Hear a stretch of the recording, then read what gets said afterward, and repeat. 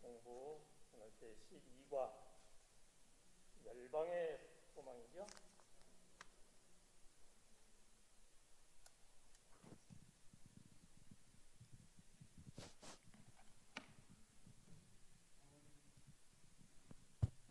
예, 열방의 소망. 열방의 소망이 누구죠? 예수 그리스도. 학습 목표를 한번 보겠습니다. 깨닫기. 세상을 구원하시는 하나님의 공의와 사랑을 전하기 위해 우리가 선택되었음을 깨닫는다.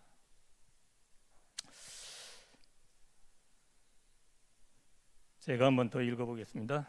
여러분들도 그렇게 생각하시면 아멘 하시기 바랍니다. 세상을 구원하시는 하나님의 공의와 사랑을 전하기 위해 우리가 선택되었음을 깨닫는다. 이미 다 깨닫고 계시면 오늘 학습 목표가 그거 깨닫는 건데 뭐 공부 다 하셨죠?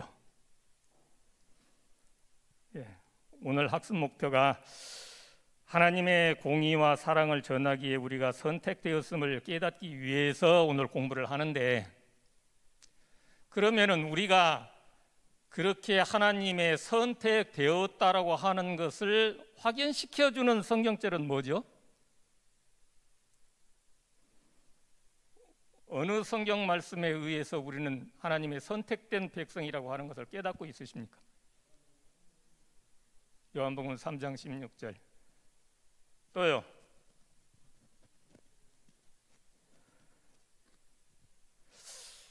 그러면은 하나님의 공의와 사랑을 전하기 위해서 우리를 선택하셨어요. 그러면은 하나님의 공의와 사랑이 구약 가운데에서는 어디에 나타나 있죠? 구약에. 네.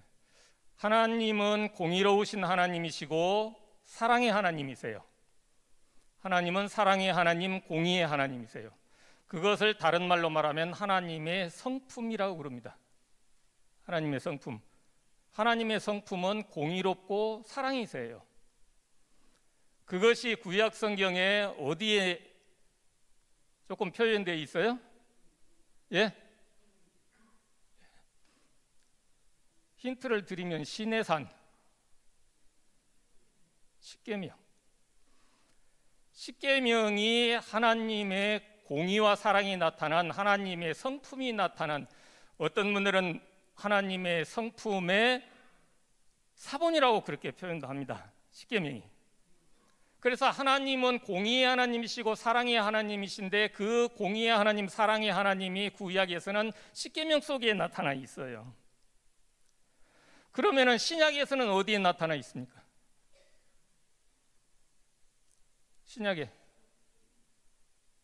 신약에는 십자가에서 나타나 있죠. 하나님은 공의의 하나님이시고 사랑의 하나님이시기 때문에 예수님이 이 땅에 오셔서 십자가에 죽으셨다 그 말이에요. 그래서 십자가 위에서 하나님의 사랑과 공의가 나타나 있어요.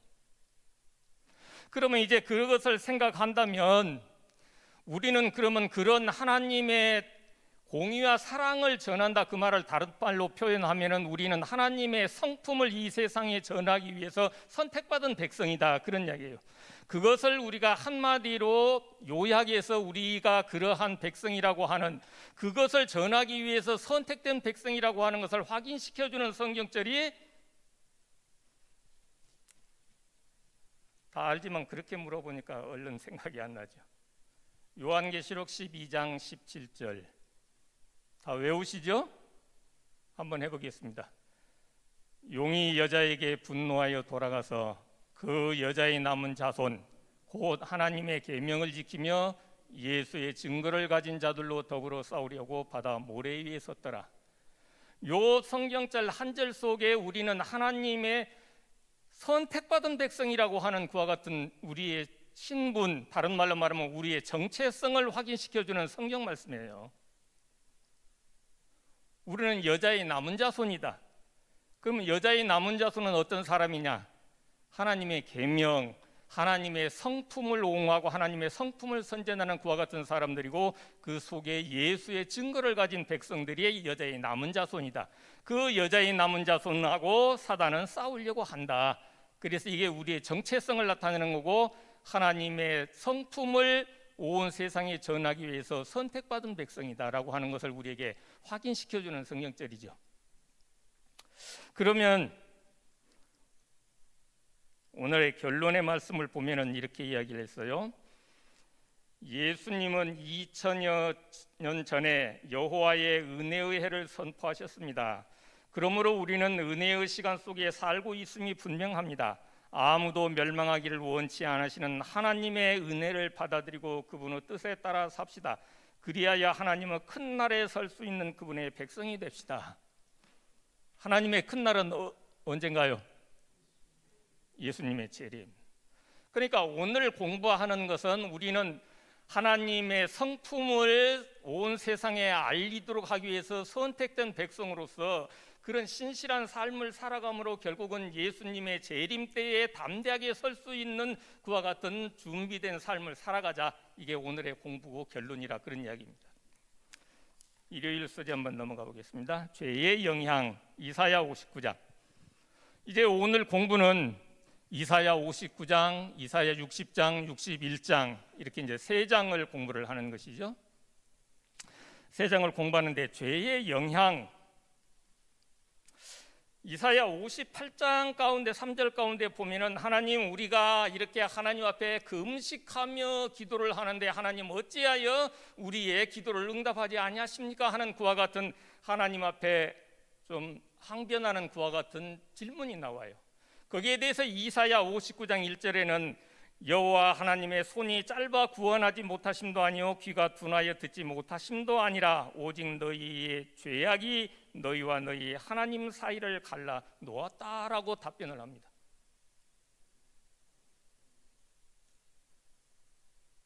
그 말은 다른 말로 말하면 너희 회개하라는 이야기예요.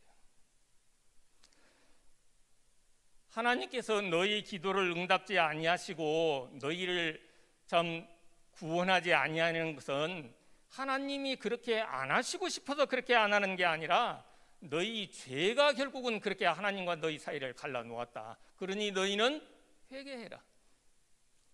여기에 회개라고 하는 낱말은 안 나오지만 결론은 그래요. 너희가 회개해라. 그래야 너희 기도 응답하고 너희의 금식하는 것을 받아줄 것이다. 너희가 회개하지 않기 때문에 그렇게 되는 거야.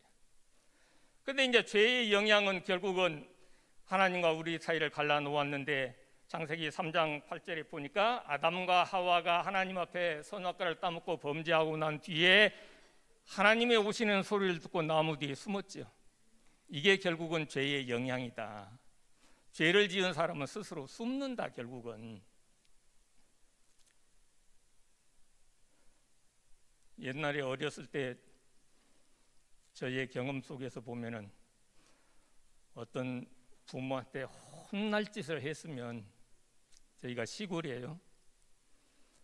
실컷 친구들하고 뛰어놀다가 해가 넘어가서 집에 들어가기는 들어가야 되겠는데 집에 들어가면은 아버지한테 혼날 걸 생각해서 집에 못 들어가고 대문 앞에 붙어 서가지고 집안의 눈치만 살폈던 그와 같은 기억이 납니다. 그런데 아버지는 알고 있어요, 모르고 있어요? 저는 지금 대문 밖에서 지금 눈치만 살피고 지금 보고 있다라고 알고 있어요. 그러다가 자식을 사랑하는 아버지가 나와서 들어와라 그러면 용기 내서 들어가죠. 그게 뭔가 하면 죄의 영향이다. 죄의 영향이다. 그러면 오늘 이사야 59장 가운데서 보면은 지금 이스라엘 백성들이 숨어요? 예? 숨어야 하나님 앞에 가요. 하나님 앞에 가잖아요. 하나님 앞에 가기 때문에 그들은 금식하며 기도한단 말입니다. 금식하며 기도하는 사람이 하나님을 피하여 가는 사람이 아니죠. 하나님 앞에 나가요. 가서 하나님 앞에 금식하며 기도해요. 그건 뭘 이야기하고 있는 거예요? 내가 죄 지었다라고 하는 것을 깨닫지 못하는 거예요.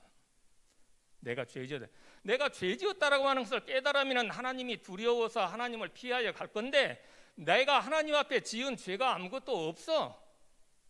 지은 죄가. 그러니까 하나님 앞에 나아가서 금식하며 하나님 앞에 기도해. 그러면서 하나님 앞에, 하나님 우리가 이렇게 금식하며 기도하는데 왜 우리 기도 안 들어주십니까 하고 하나님 앞에 항변한다 그 말이에요. 내가 아무 죄도 없는데, 죄 지은 것이 생각나면 하나님 앞에 회개하고 감히 무서워서 하나님을 피할 건데, 지금 이스라엘 백성들이 그런 상황에 놓여 있다.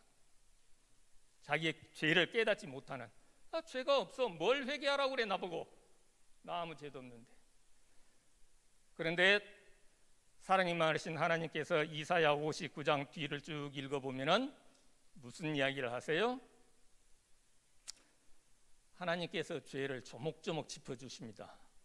못 깨달으니까 그냥 대놓고 너네 회개해라 그러면, 아니 하나님 우리 뭔 죄 지은 것이 없는데 뭘 회개하라는 거예요. 그래서 하나님께서 그들이 무슨 죄를 지었는가 하는 것을 조목조목 이렇게 짚어주죠.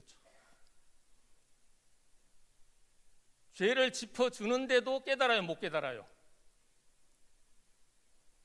결국은 죄를 짚어주는데도 못 깨달아요. 이사야 59장 10절 가운데 보면은 이런 말씀이 나옵니다. 우리가 소경같이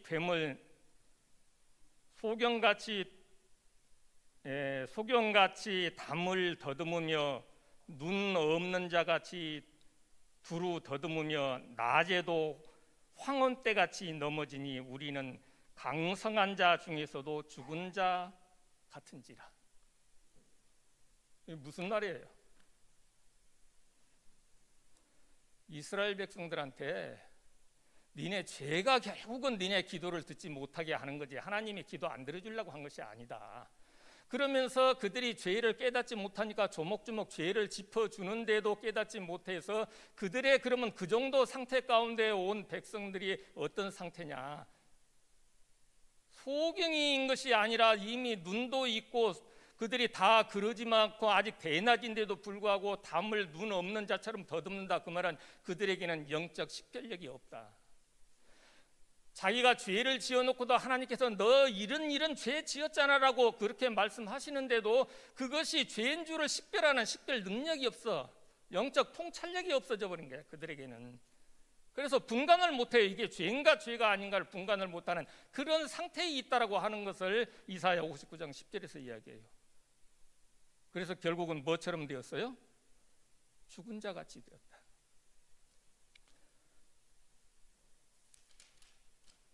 둘째 날 누가 용서를 받았는가?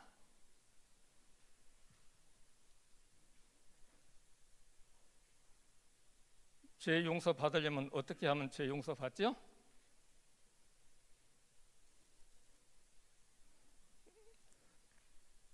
너무나 쉬운 질문 하니까 대답 안 하십니까?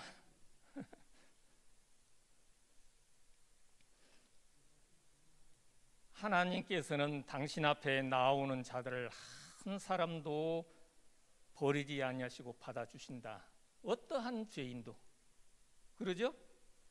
우리 하나님은 어떠한 죄인도 아무리 물론 하나님 앞에 큰 죄, 작은 죄가 없지만은 어떠한 죄를 지었을지라도 하나님 앞에 믿고 나오면은 하나님께서는 받아주시는 하나님이시다. 그러니까 하나님 앞에 회개하는 사람은 자기의 죄를 철저히 깨닫고 하나님께 나아가도 하나님께서는 나를 용서하시고 받아주시는 하나님이시라고 하는 것을, 하나님을 신뢰하기 때문에, 그 믿음이지요. 그러한 믿음이 있기 때문에 하나님 앞에 나아간다. 그런 사람은 죄를 용서받는다. 우리 너무나 잘 아는 말씀이잖아요. 근데 여기에서 다시 한번 그것을 강조를 하는 거예요. 그래서 이사야 59장 후반 가운데 보면 이제 그 말씀을 쭉 하시는 겁니다. 내가 이런 죄 지었는데 하나님께서 용서해 줄까? 그런 믿음이 없으면 피하여 도망가죠. 그런 하나님의 사랑과 공의가 나타나는 곳이 십자가라고 말해요. 십자가. 그래서 우리가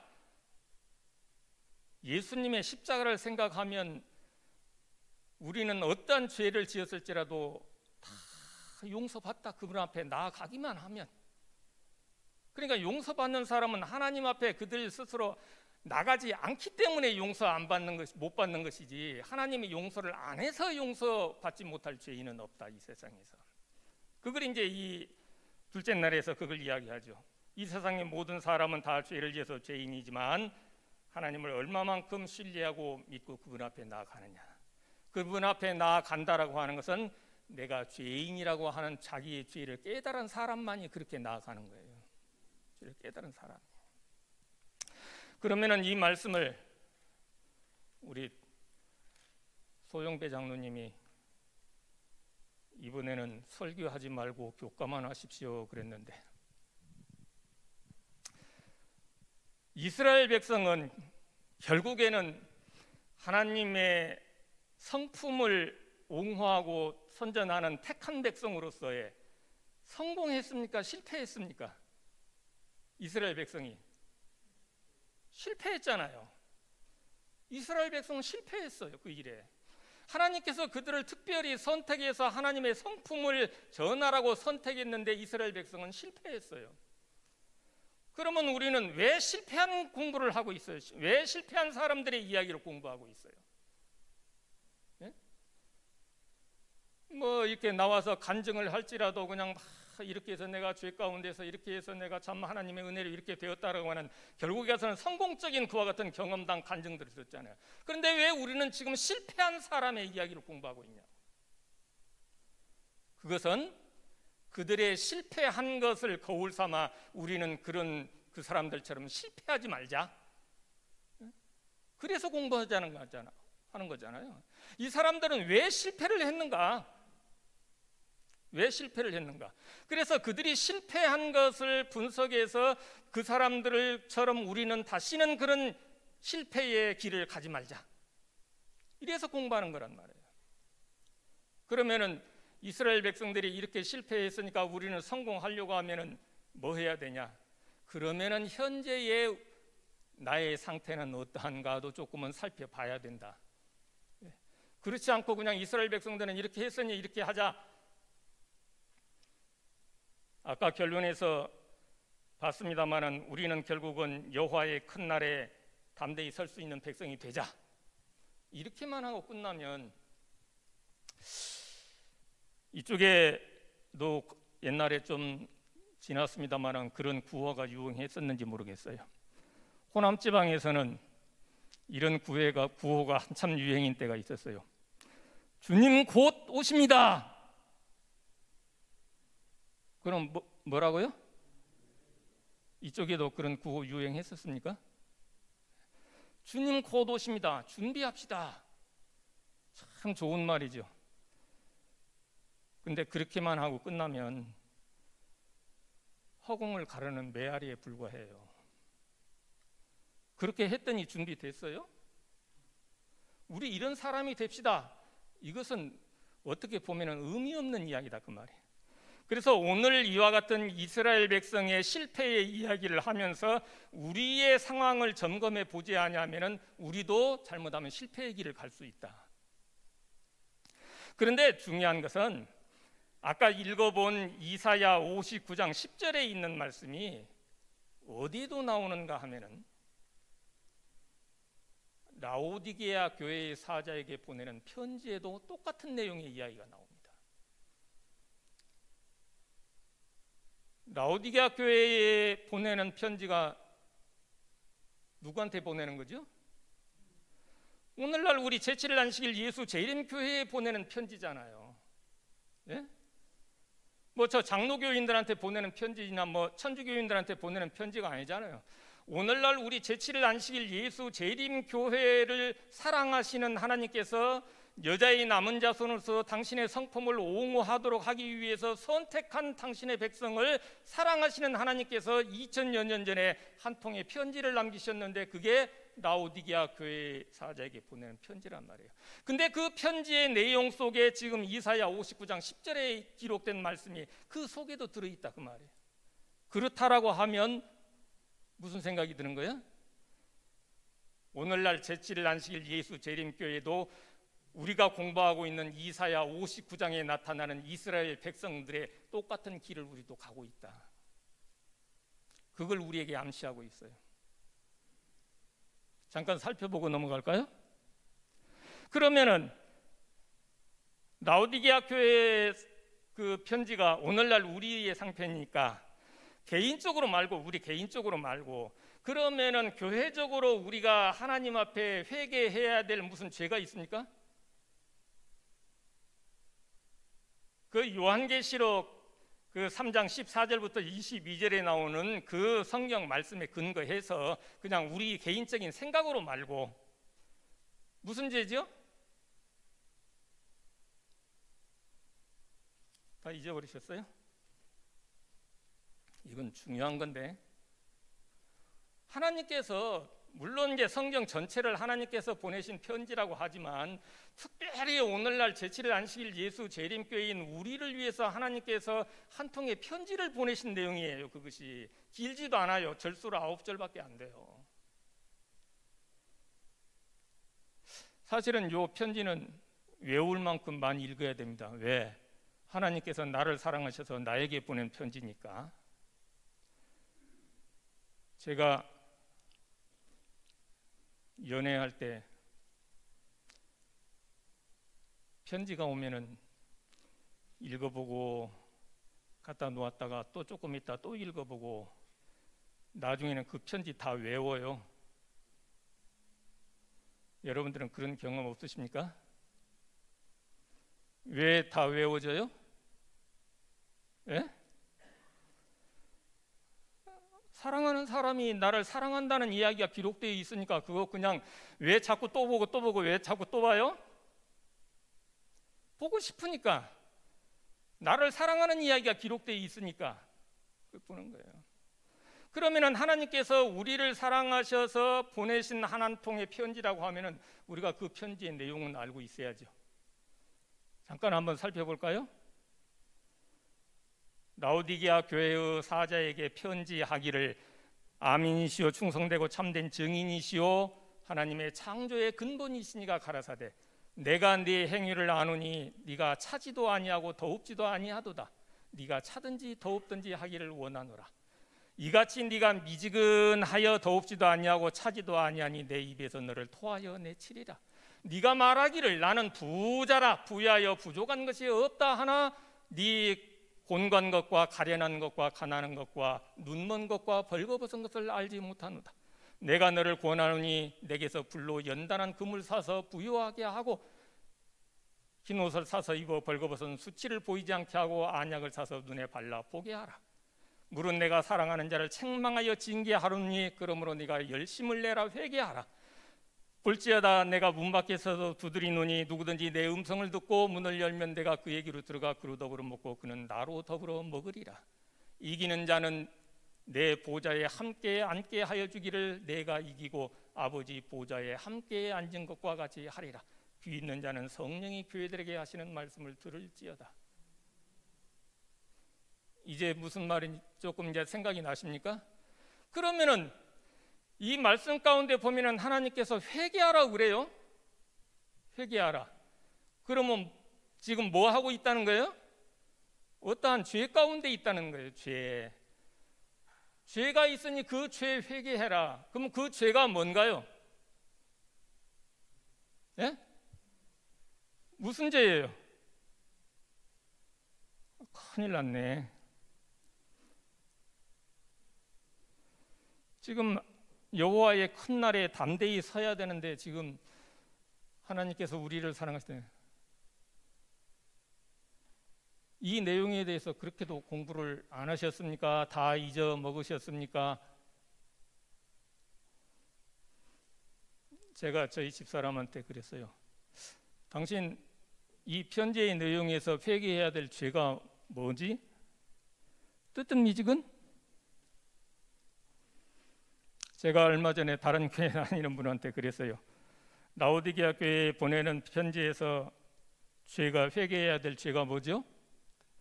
뜨뜻미지근? 여러분도 그렇게 생각하십니까? 아니에요? 아니면 죄가 뭔지예요? 뭔지.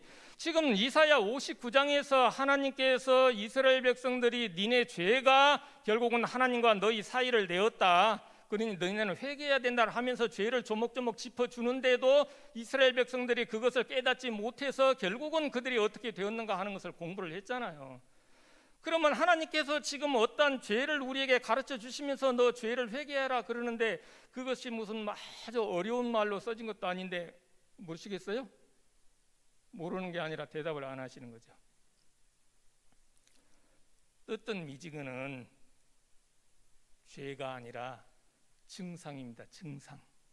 어떠한 죄를 지었더니 뜨뜻 미지근한 증상이 나타나는 거예요.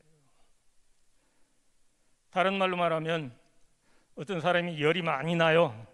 그래가지고 병원에 의사를 찾아갔습니다. 어째 오셨습니까? 저 열이 많이 나서 찾아왔는데. 그럼 그냥 해열제 줍니까? 열나는 원인을 찾아야죠. 왜 열이 나는지. 예? 그러면은 뭐 코로나에 걸려서 열이 나는지, 독감에 걸려서 열이 나는지, 뭐 폐렴에 걸려서 열이 나는지. 그래서 해열제 주면은 우선은 열 내리죠. 그러나 약기운 떨어지면 도로 열나요. 약기운 떨어지면 도로 열나. 그건 낫는 게 아니야. 만약에 폐렴에 걸려서 열이 난다라고 하면 폐렴을 치료하면 그 증상은 사라지는 거예요. 뜨뜻 미지근한 증상이 나타났으면 무슨 죄 때문에 뜨뜻 미지근한 증상이 나타났는가 하는 것을 찾아서 그것을 치료하면 뜨뜻 미지근한 증상은 사라진다 그 말이에요. 그 죄가 뭔가 하면 부족하면서 실제로는 부족한데 자기의 부족을 못 느끼고 나는 부유하다, 부자다 이렇게 생각하는 거예요. 그게 죄예요. 그걸 다른 말로 말하면 교만이라고 그럽니다. 교만. 예? 실제로는 부족한데 자기는 부족한 것이 없다라고 하는 거예요. 이걸 교만이라고 해요. 그러면 이제 시간이 많이 갔기 때문에 제가 좀 말씀을 그냥 드리면, 이 편지가 라오디게아 교회에 보내는 편지입니까? 라오디게아 교회의 사자한테 보내는 편지입니까? 예? 여러분들 수신인을 잘 알아야 돼요. 그래야 뭔가 하면 그 편지의 내용 속에 들어있는 말씀을 제대로 이해를 해요. 이 편지는 라오디게아 교회에 보내는 편지가 아니고 라오디게아 교회의 사자에게 편지하기를, 사자한테 편지하는 거예요. 그러면 여기에 보면은 죄를 지적하는 것도 내가 네 행위를 아노니 말하는 것은 라오디게아 교회의 사자 너의 행위를 안다 그런 이야기예요.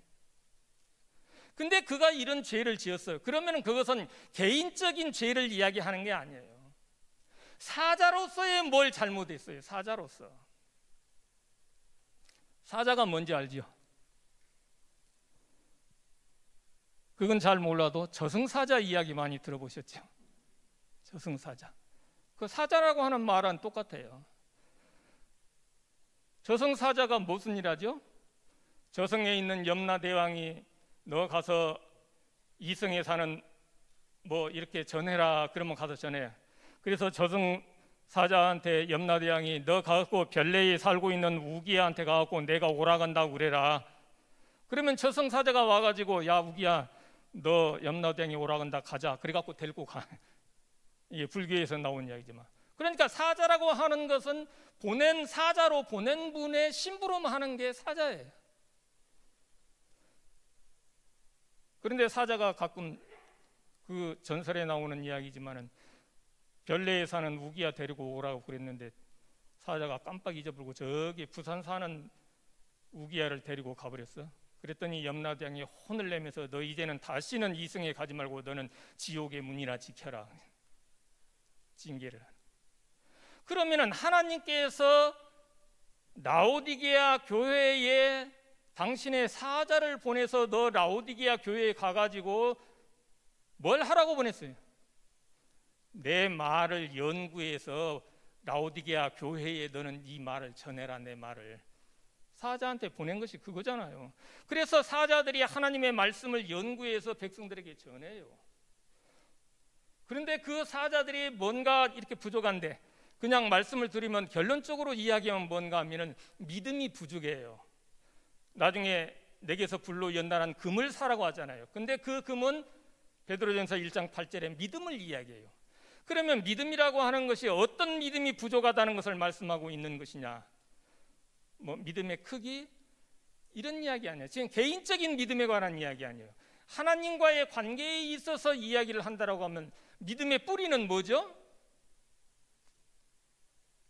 믿음의 뿌리는 말씀이잖아요. 믿음은 들음에서 나며 들음은 하나님의 말씀으로 말미암습니다. 그러니까 하나님의 말씀을 알아서 거기에 대한 믿음, 이걸 이야기하고 있는 거예요. 뭐 백부장이나 12년 동안 혈류증으로 앓고 있던 여자들과 예수님 옷자락만 만지면 내가 낫겠다라고 하는 믿음 가지는 그런 믿음 이야기하는 게 아니라 그 말이에요. 다른 말로 말하면 하나님의 말씀 속에서 창조에 대한 말씀을 깨닫고 창조주로 믿어 하나님을, 예수님이 십자가에서 우리를 위해 죽으셨다라고 하는 것을 성경 말씀을 통해서 깨닫고 믿어 거기에 대한 믿음이 있어. 우리는 부활에 대한 것을 알고 부활을 믿어. 예수님의 재림에 대해서 말씀 속에서 배우고 재림을 믿어. 우리는 조사심판이라고 하는 것도 말씀 속에서 깨닫고 조사심판도 믿어. 이러한 여러 가지 믿음이 있는데, 예를 들어서 그런 믿음들을 성경에서 총 10개의 믿음이 있다라고 하면은 라오디게아 교회의 사자한테 말씀하신 것은 9개를 알아. 9개. 그러면서 생각하기를 9개가 전부 다야. 그러니 나는 부족한 게 없어. 이른다 그 말이에요. 그런데 하나님께서 말씀하시는 게 아니야. 너 하나 모르고 있잖아. 예를 들면 말하면 그런 거예요. 그게 뭘까요? 모르고 있는 게. 성경 말씀을 모르니까 모르는 거지. 그걸 알아야 그걸 믿을 거 아니에요. 알아야. 시간상 제가 그냥 말씀드리면 하나님께서 이 라오디게아 교회에 그 말씀을 하시면서 우리에게 주신 것, 아까 우리의 정체성을 보여주는 요한계시록 12장 17절에 하나님의 계명을 지키며, 그 다음에 뭐요? 예수의 증거 대언의 영이잖아요. 그래서 하나님께서 엘렌 G 화이트 선지자를 통해서 우리에게 그 부분에 대해서 이런 말씀을 주시는데, 셋째 천사의 기별은 더 연구되고 발전되어야 된다. 그런데 제7일 안식일 예수 재림교회가 그 일을 하지 않고 있다. 뭐라고요? 셋째 천사예요. 첫째, 둘째, 세 번째 천사예요. 세 번째 천사의 기별은 더 연구되고 발전되어야 된다. 다른 말로 말하면 지금 네가 알고 있는 짐승의 표 받지 말라, 이게 다가 아니야. 너 더 연구하고 그 속에서 발전돼야 되는데, 제7일 안식일 예수 재림교회가 연구 안 하고 있다. 이 말은 안 한다고 책망하는 이야기예요? 안 해도 된다는 이야기예요? 연구해야 되는데 왜 안 하냐? 책망의 이야기예요. 라오디게아 교회에게 지금 책망하잖아요. 사자한테. 그럼 뭐예요? 그 말을 조금 더 살을 붙여서 조금 더 심하게 표현하면은, 너 셋째 천사의 기별 왜 연구 안 하냐? 그 속에는 아직도 네가 알지 못하고 있는 그와 같은 복음이 들어있어. 네가 연구를 안 해가지고 그 복음을 모르니까 그 복음에 대한 믿음을 네가 안 가지고 있으면서 나는 더 연구할 것이 없다. 성경 가운데서 나는 모르는 게 없어. 이렇게 말하는 교만 가운데 너는 빠져 있는 거야 지금. 그렇게 죄를 지적하고 있어요. 그런데 거기에 대해서 우리의 입장은 뭐요? 셋째 천사의 기별 더 연구하고 말 것이 없어. 이게 우리의 입장이잖아요. 더 연구할 거 있어요? 요 말을 다른 말로 하면 너 왜 연구 안 하냐? 너 연구 좀 해라 제발. 조금 심하게 표현하면 하나님 모르시는 말씀 그만하세요. 셋째 천사의 기별은 더 연구하고 말 것이 없는데 뭘 자꾸 연구하라고 하세요. 그런 이야기예요. 그러니까 여기에서 말하는 교만이라고 하는 것은 우리 인간 형제들 사이에 너 왜 형제 뭐 미워하고 이렇게 하느냐 그런 이야기가 아니라 하나님께 대한 교만이에요. 사단이 하나님께 대하여 교만했죠. 뭐 한다고? 사단이 루시퍼죠. 루시퍼가 가만히 보니까 이 삼위 하나님께서 세상을 창조하려고 계획을 하시면서 가만히 보니까 나는 빼놓고 삼위 하나님끼리만 의논을 해. 그래서 하나님께 그랬죠. 하나님, 저도 창조할 수 있어요? 왜 나는 의논하는데 안 끼워주세요? 이게 하나님께 대한 교만이에요, 사단에. 그래서 결국은 사단이 하나님을 반역하게 된 거잖아요. 지금 다른 말로 말하면 하나님께서 엘렌 G 화이트 선지자를 통해서 왜 너 셋째 천사의 기별을 연구 안 하냐, 그것 좀 연구 좀 해라, 그렇게 하는데 하나님 더 이상 연구할 게 없어요. 뭘 연구하라고 하세요? 이것은 사단의 정신과 똑같아요. 내가 하나님만큼 압니까? 모르잖아요. 하나님께서 연구하라고 그러면 예 하나님 알겠습니다 하는 게 이게 순종이죠. 그러면 회개는 뭐 할까요? 회개. 이제 회개해야죠. 다른 말로 말하면 회개가 답이잖아요. 회개를 해야 뜨뜻미지근한 증상 없어진다 그 말이에요. 그게 처방이에요. 회개를 해야. 그럼 회개 뭐예요? 하나님 정말 죄송합니다. 잘못했습니다. 용서해 주세요. 하나님 지금부터라도 제가 셋째 천사의 기별을 열심히 연구하겠습니다. 하나님. 그런데 아무리 연구해도 모를 것도 아셔요. 하나님께서. 하나님의 말씀은 오묘하기 때문에 인간의 두뇌로 이해할 수 있는 게 아니에요. 그래서 라오디게아 교회에 보내는 편지에서 내게서 불로 연단한 금을 사서 예수님께서 주실 때에만이 가능한 것이다 그 말이에요. 하나님 아무리 연구해도 뭔 말인지 모르겠습니다. 하나님 좀 가르쳐 주세요. 깨닫게 해주세요. 그러면 내가 너 가르쳐 주겠다. 내가 깨닫게 해주겠다. 그 말이 내게서 불로 연단한 금을 사라는 거예요. 그 기별은 아주 중요한 기별이죠. 예. 또 우리 소영배 장로님이 설교하지 말라니까 설교했다고 하시겠습니다. 전 세계적인 호소, 예, 시간이 많이 갔습니다만은 조금만 마무리하겠습니다. 이사야 59장에서 이것이 중요하기 때문에 제가 빼놓고 넘어갈 수가 없어서 하는 거예요. 그거 우리가 깨닫지 못하면 오늘 공부한 거 다 소용없는 이야기예요. 그냥 뭐 합시다 해서 되는 게 아니니까. 그러면은 회개하고 나야 그 다음에 일어나라 빛을 발하라 이사야 60장의 이야기에 나라는데 그 빛은 생명 되신 예수님이시죠. 예수님이 임하세요. 그런데 결국은 뭔가 하면은 결국은 회개한 사람의 마음속에 예수님이 오시는 것이지 회개하지 않은 마음속에는 예수님 없어요. 지금 라오디게아 교회에서 예수님이 문 안에 있어요? 문 밖에 있어요? 내가 문 밖에 서서 두드리잖아요. 문 안에 있는 사람이 주인이에요? 밖에 두드리는 사람이 주인이에요? 문 안에 있는 사람이 주인이잖아. 그러니까 지금 우리는 예수님이 나의 주인이 되어야 되는데 예수님은 밖에다 세워놓고 내가 주인된 삶을 살아가고 있는 그런 교만 가운데 빠져있다 그 말이에요. 지금 현재 제칠란실 예수 재림교회가. 그러니까 누구하고 똑같은 그와 같은 길을 계속 가고 있어요. 지금 우리가 이사야서에서 공부하는 이스라엘 백성의 똑같은 길을 가고 있는 거예요. 그러면 우리도 결국은 실패할 확률이 높다 그 말이에요. 성공하려면 여기서 이 길에서 돌아서야 하는 겁니다. 돌아서야 되는 거예요. 오늘 그걸 배워야 되는 거예요. 그래야 그들이 참 그 예수 그리스도의 사랑 그걸 전할 수 있어요. 그래야 그 다음에 뭐 할 수 있어요? 여호와의 은혜를 선포할 수 있어요. 이 뒤에 나오는 이야기가 예수님께 은혜를 선포하는데 누가복음 4장 16절 가운데 예수님께서 결국은 오셔가지고 이사야 61장을 쭉 읽으시면서 오늘날 너희 귀에 이 말씀이 응하였느니라. 내가 곧 말하자 가난한 자에게 복음을 전하게 하시고 갇힌 자를 풀어주고 눌린 자에게 해방을 주는 그와 같은 말씀이 곧 나다 이렇게 말씀하셨잖아요.